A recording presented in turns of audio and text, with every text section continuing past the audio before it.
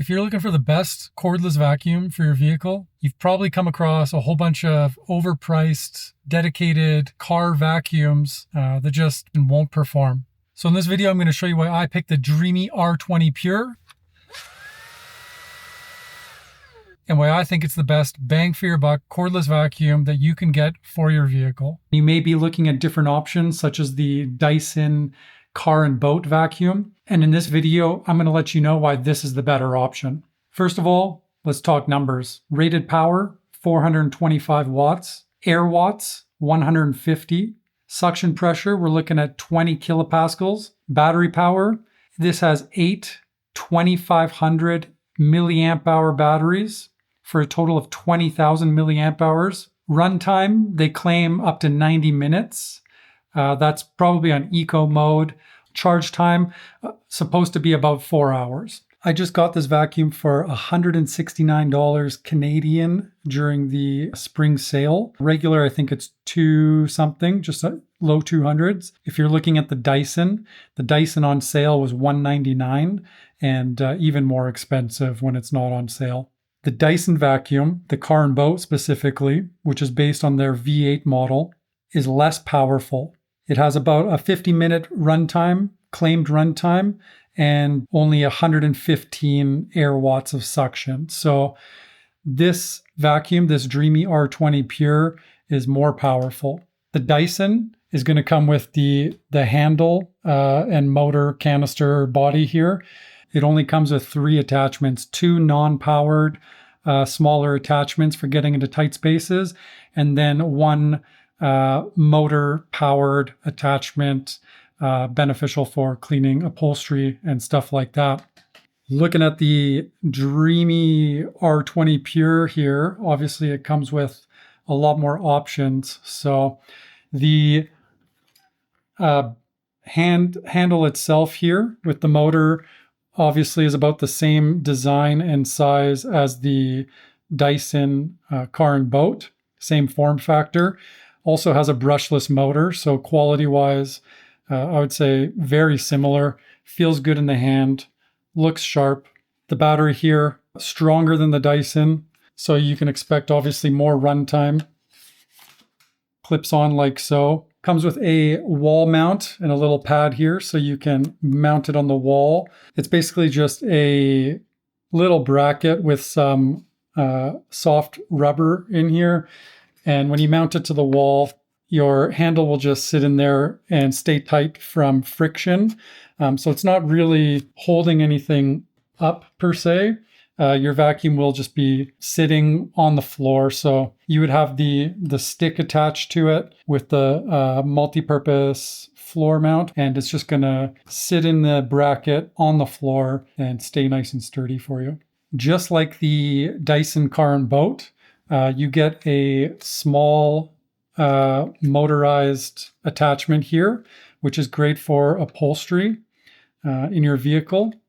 And then you also get the same 2 style attachments here that the Dyson offers. And you also get everything you need to use it as a stick vacuum in your house. So you've got this extension, you've got this multi-surface larger motorized brush here.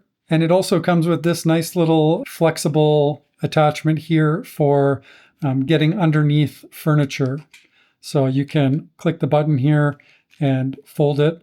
Not quite a 90 degree, but offers a little bit of flex to get underneath things easier. So cheaper, more powerful, and more versatile than the Dyson Car Boat because it comes with the stick and the multi-surface floor brush. So it's pretty much a no-brainer. One thing that I saw somebody kind of complain about was this brush attachment making it difficult to get in between tight spaces because it gets in the way here and it's a little bit bigger.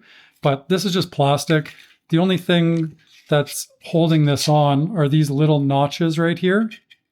And obviously somebody got this on here, which means you can get it off. So just a little bit of pressure and it comes off. And now that'll slide in nice and easy in between your seat cushions and stuff like that. So I don't know. In my mind, spending less money and getting more for it is always a good option. And if you want to put it back on, well, again, a little bit of elbow grease goes right back on. So not a problem at all. So my plan is probably to keep all of these attachments in the car and just leave the stick and the multi-surface larger floor head there in the house. Dreame is a Canadian company. I have no affiliation. I just bought it because it was on sale and seemed to be higher spec than the Dyson. So they're not giving me this or anything. I'm just advertising it at my own free will. I thought it was a good product and wanted to give it a shot. So, however, if any of the Dreame people are watching this and want to send me some free stuff, I'm open to it. Wouldn't say no. Well, I don't really need any more vacuums. If you look at the back of the handle here, this is the LED screen. So I'll just pull the trigger and you can see that it's lighting up. I got 100% battery because I just recently charged it. Right now it's on power mode 2, as you can see by the 2 green lights there. If I click this bottom button, this is 1, so that's going to be the lowest power. And then we at 3, so this is going to be turbo. You can hear it. It's quite a bit more powerful. I'm guessing I'll be running it on 3 all the time. Pressing the lock button up here means that when I click the trigger, it's going to keep the vacuum on until I click the trigger again. Whereas if the lock button is off, the vacuum's only going to work while I'm holding the trigger. Not much else to it. Easy to empty from the canister here when the time comes.